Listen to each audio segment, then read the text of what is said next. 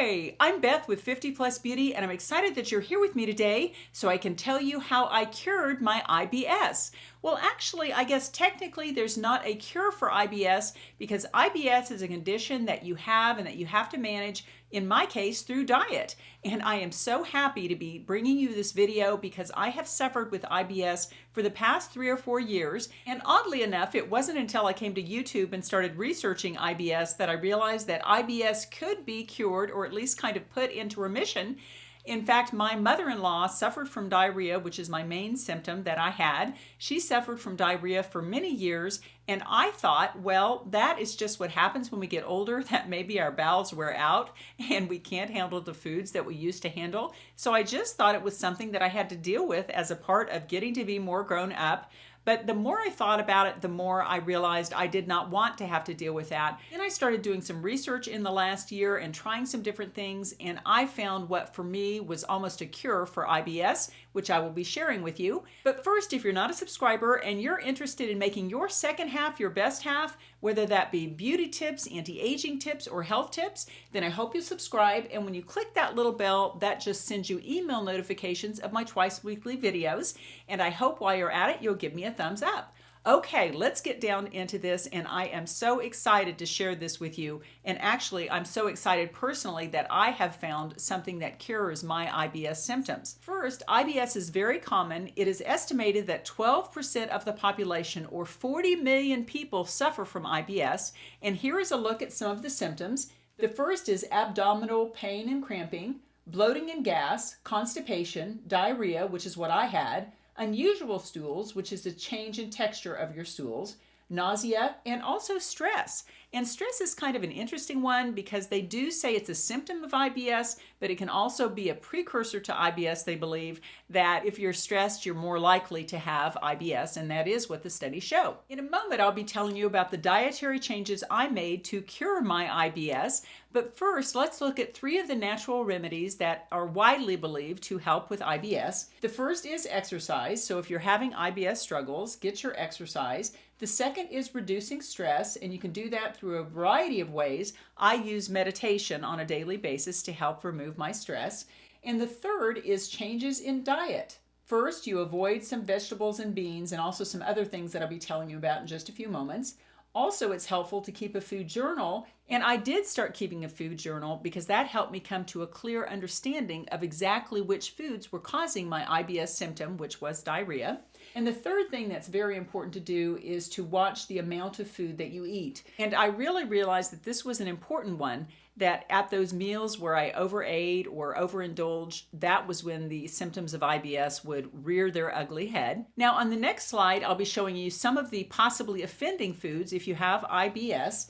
The first is refined foods like bread, cereals, chips, cookies, and I believe this is because they contain gluten, at least in my case. I think that was what was happening there. The second type of food to avoid are caffeine-containing foods like coffee or Cokes, that kind of thing. The third thing to avoid is alcoholic drinks. The fourth is beans and eggs. And the last is dairy, milk, cheese, and ice cream. And while all of those foods will not affect you adversely if you have IBS, that's a good list to start looking at to see which foods are offensive to you. And again, keeping a food diary I found to be essential because I generally had an idea of the types of foods that were causing the problem, but it wasn't until I started keeping a food diary that I realized exactly what my offending foods were, because generally you can eat something and it's 6 to 8 hours before you could experience a poor result. Now, everyone's food triggers can vary, and I put a link below the video to a wonderful article that not only gives you all the symptoms to IBS, but gives you a lot of other possible remedies for IBS, some supplements you can take, which I won't go into. But if you have IBS or you think you might have problems with your bowels, then I advise you to go to that link and do a little bit of research on your own.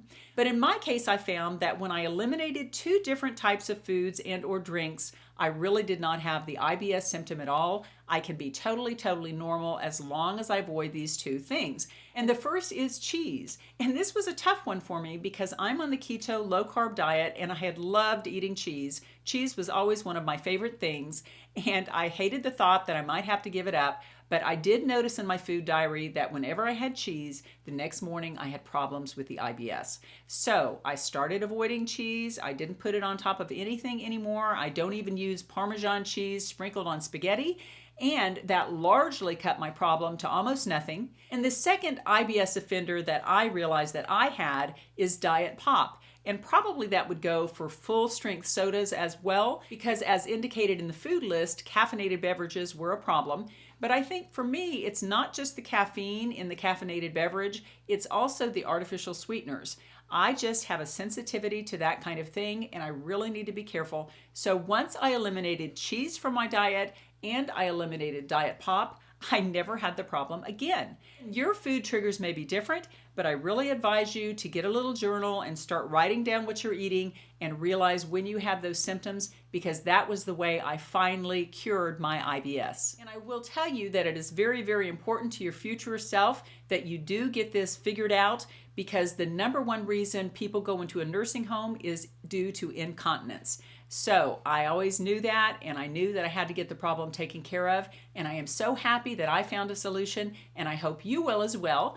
And if you suffer from this and have found things that work for you, if you could share that in the comments below, that could really help someone. Now, if you're not a subscriber and you're interested in making your second half the best half, whether that be anti-aging skincare, better attitude, or these health-related videos, then I hope you'll subscribe. And when you click that little bell, that just notifies you by email of my twice weekly videos. And if you could give this video a thumbs up, that would really help me too.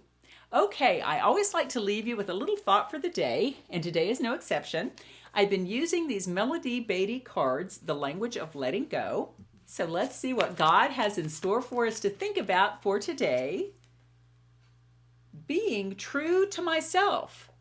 Being true to myself. Today I will honor, cherish, and love myself. When I get confused about what to do, I just have to remember that I need to be true to myself. I will break free of the hold that others and their expectations have on me. Oh, friends, I absolutely love this card. It is so important that we are each true to ourselves. God created each of us as individuals, and it is up to us to really learn to know ourselves, to love ourselves, and to be true to ourselves. And you know, one of the ways I'm true to myself is I realize that I like long hair. And as some of you may know, I recently got my hair really cut off short, and a lot of people really like it. And you know, that's fine. Everybody has their own opinions. But I am just a longer haired girl. So for now, I'm wearing my hair extension, I am growing my hair, and that is part of my journey on this year, is showing you great ways to grow your hair. And I'm actually on several of those ways right now, and I'm really excited to see the results of that. I know that may seem like a trivial thing to some, but one of the ways we're true to ourselves is to look exactly how we choose to look. Take care. See you next time.